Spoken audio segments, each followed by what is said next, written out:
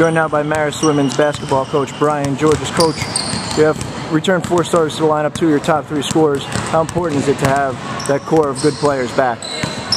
Well, I think, with the loss of Rachel, which is obviously a huge loss, is the one person that's not back, you need a core group like we have, to kind of as a group make up for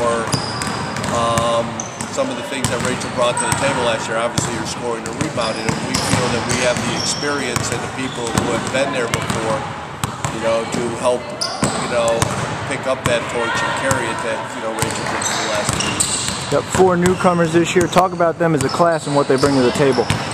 Well, unfortunately, Kristen Donnell won't be able to bring anything to the table until next year.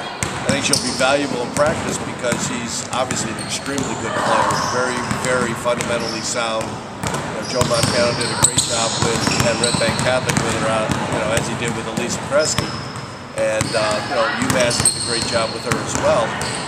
So she brings scoring, rebounding, toughness, and a lot of experience into the practice that we hope to have in the next year. With our 3 freshmen.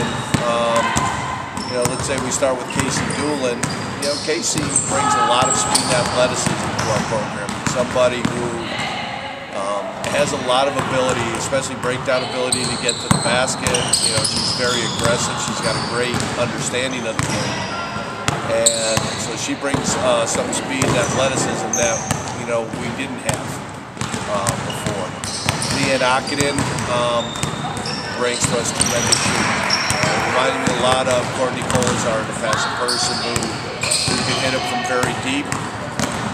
As well as she comes from an outstanding CBA program where defense is paramount, and her length has really been big as far as helping her defensively, getting tips and steals and stuff like that. But we know she's a very, very good shooter, maybe the best we have in the program, and that's saying a lot. So that's going to help us, as well as her length and defensive ability.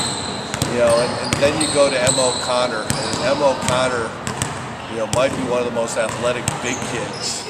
She's really like a poor man's version of Fifi Kamara, somebody who's very, very strong, elevates very well, nice moves in the post, rebounds real strong. And right now she's just trying to get used to the speed and understanding of what we do, at this level. But, she's very gifted, and her ceiling is unlimited. Schedule real tough this year, 2010-11. What challenges are you looking forward to this season? The main thing that you're trying to do is that you want to play, at least my philosophy has always been, is I always want to play a few teams that's better than anybody we'll face in the conference. And we're playing Arizona State, we're playing St. John's, we're playing Villanova, possibly Kansas State, Louisville, Nebraska. All of these people, are probably better than everybody in our conference. And you want to see what you do with it. If you can beat them, great. But if you don't, what can we learn from it? Even if we do beat them, what did it take? What did we have to do to beat them? And then how can we take that back in our conference? Because the one thing that you get into conference that you don't get out of conference is just the knowledge that the coaches in our league have of each team in the league. Most of the non-conference school, you're just playing at one time. They don't need a ton of knowledge for you for that one game. Here, the coaches in our league are so good, they probably know my kids better than I do. Just like we feel that we know their kids pretty well.